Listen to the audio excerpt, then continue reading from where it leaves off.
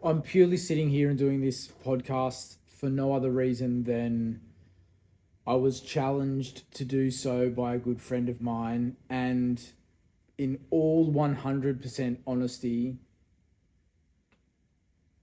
I cannot stand for him to be right in anything that involves me and him.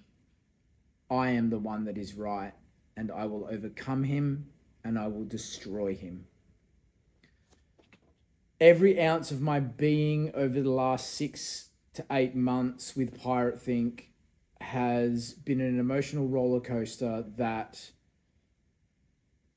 started 7 years ago, I would say, and it's where I am right now is an accumulation of so much shit. So I don't even know where to begin to unpack it. And the actual catalyst for me to just set this camera up and do a piece to camera right now and do this podcast was, if I do a bit of a setting, I'm unpacking my office into a new location, and it's in unpacking, you start digging through a lot of old things and old memories. And I was on the computer behind me and I stumbled across an old hard drive that had a lot of videos and a lot of photos from many, many years ago. And I started scrolling through them, and there was ones in particular that caused an amount of emotion to well up, which is really great, and I'm all for that. But it's interesting that the ones that mean something to you and the ones that are just a memory. And it made me start thinking about the ones that caused emotions, what emotion was being caused in that moment. And it wasn't till I actually looked back and reflected in this thing that this emotion was caused, and it made me think, right, I either felt sadness or I felt grief for missing or longing or loving, or reflection of what I had at one time that I lost, or a season that I moved through. But one thing became clear is that vlogs and video and even this podcast and even what I'm doing now has been something that I've kind of attempted to do, loved doing in a passionate way, but have felt utter insecurity and uncertainty in. And so many times over the years, I've had moments of, and it's probably partly my ADD and Asperger's and dyslexia and all the other shit that we all have. But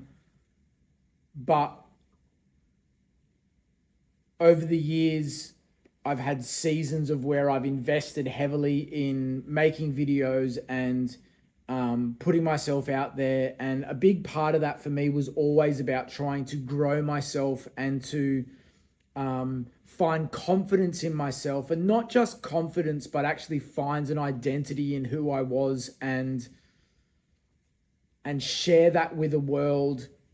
And it's almost like I had to come to a place of acceptance of loving myself and being okay with who I was. And it was almost like the putting out of the video was the validation of that. And I think that's something that a lot of people push through when they're attempting to put something out in the public eye. And there's an element of having to overcome these fears of other people's opinions. But I think deeper than that, it's finding a true understanding of who you are, and not just finding that, but actually being okay with who you are. And if I look back on my life, I've had some great friends and I've had some great moments, and I wouldn't say I'm popular, but I know that people around me like being around me. And you can kind of base that on because they hang around you. but there was always a deep-seated sense in myself, and still is to this day, that I don't like me. And that's something that I've had to work through, and has been, it's almost like I've known that, or not that I don't like myself, but I've never felt comfortable in who I am, or I've never felt like a solidification of who Brad Janes is. And part of this was exploring that, and not trying to be someone I'm not, but being okay that when I watched back on things that I recorded, the person that I saw in those videos was very different to the person who I felt I was when I was delivering the videos. And that could have been a vlog from 7 years ago when I was four-wheel driving. It could have been a more recent podcast. Even the Brad that's sitting here now is a cluster of insecurity and feeling uncertain that what I'm delivering and who I'm being and how I'm coming across has any sort of relevance or even makes sense. There's this like fight inside the mind to one, stay on track with topic and direction because of the overwhelming sense of feeling insecure doing this stuff. And I think I've got better of that. Well, I know I've got better of that over time, and consistently putting into time in front of a camera. But it's still amazing that the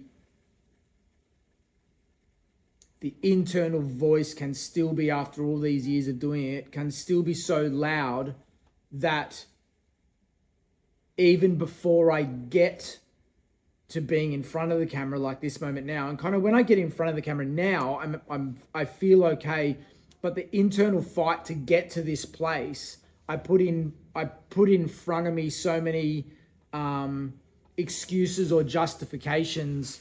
One over the years was, and still is sometimes, I feel like, I have to because I love videography and I love lights and detail and stuff like that, and it's like I have to put on this great looking video, otherwise people will hate it. But really that was more of a distraction of, if it looks good, then maybe I look good and people will like me, rather than people will just be liking me because it might be raw or shot on an iPhone like it is now, and it might not be high quality, but yet people will still engage with it because they're connecting with a real human. And this type of stuff isn't for everyone, and I'm not trying to appeal to the masses, but we still put in place these justifications of why we can't do something. It's like when kids came along, obviously life's busy and crazy, and it's like, I can't do a podcast because I'm too busy and I'm too tired, I've got so much on. But the reality is that's an excuse placed in the mind to say, you're busy, you're tired, you're overwhelmed. Whereas the reality is you could just go out and just talk to a camera or a phone. You don't need to turn on all these lights and do all this extra stuff. And even on this one now, it was just like, I'll get it right now. My 3-year-old child, Amari, bought me this for Christmas. And I've got so many different stands and stuff, but I think her just seeing me with different camera stuff, she saw this in the shop and chose this for me. And mixed with Sean's push to just get something out tonight, essentially prove him wrong that I'm weak and useless. I kind of like mixed with seeing these old videos of the past. I was like, you know what, damn it. I don't need lights. I don't need fancy cameras. I don't need good audio. I'm just going to damn well put out a podcast and put out this piece to video for no other reason than I want to continue to push through the excuses and push through the justification of reasons why we can't do things.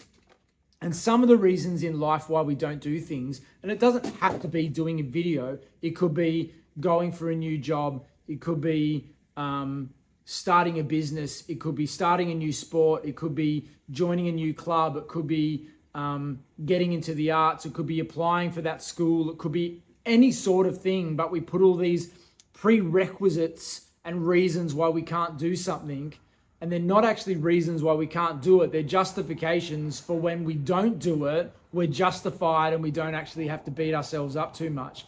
But yet internally, we're still beating ourselves up because deep down we know, well, I probably could have done that, or I could have invested.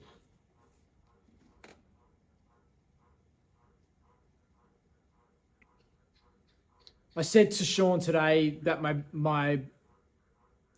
thought behind this video, or the subject behind this video when I was originally kind of thinking about doing it and proving him wrong, was around I'm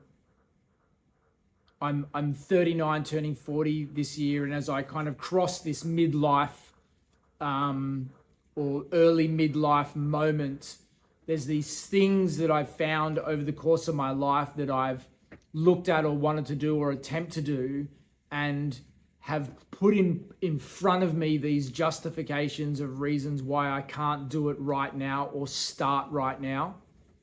And I kind of think, as you go through that and you honestly look at yourself and say, as I'm crossing this period in life, that can be another big justification that people put in place of a reason why they can't do something. And it's kind of like, are you going to let these reasons, oh, well, it's too late now, I'm too old now, I should have started that 10 years ago, or, I'm too busy and the kids are crazy and I'm running a business, and these things in your life, I don't have my lighting set up, and if I record it, it's going to look shit. And it could look shit. I mean, I can't even see what's being recorded right now, and I could be like not even seeing myself. But yet it's like, strip all that shit away and just kind of focus on what is the objective. And the objective tonight was really just to prove Sean wrong. But at the same time, I suppose now that I'm here talking, I may as well talk about something. So I kind of won. And I won double because I'm continuing to push through justifications in my own world why I don't do things. And some justifications are very real. Some justifications are like, I just am busy, or I've had extenuating circumstances in life that have caused such that this is no longer a priority, and I have to place something as a priority on top of it. Could be health, could be family's health, it could be work disasters, it could be all sorts of different things that cause things that are very real justifications that are okay. But I think we need to be really continuing to challenge ourselves on what justifications are true and real, and what justifications are just procrastinations or self-made justifications that aren't actually justified. I feel like I've said justified so many times, but we are complex people, and the longer you tell yourself or give yourself reasons why you can't, or get your mindset in a place of being overwhelmed to a place in which you can no longer do the thing that you set out to do, they are the shortfalls and they are the traps that, as we grow, they continue to be solidified and they continue to have a stronghold over our mindset. And it's the freeing of those things. It's the going, you know what? I don't fucking need a light or a fancy camera or my sound setup. I don't need any of that done. I can just put a camera on here and I can talk. And whether it's good quality or shit quality, the whole premise of this is not to have some great thing. I mean, down the track, I would love to have something great and love to build something great, sure, out of this. But that starts on the grassroots and doing the hard work and not having everything perfect and not having best case scenario, and in fact having subpar in almost most areas, but yet choosing to do it and choosing to deliver it anyway. And I don't even know what else to say. I don't even know if that really made sense, but fuck you, Sean.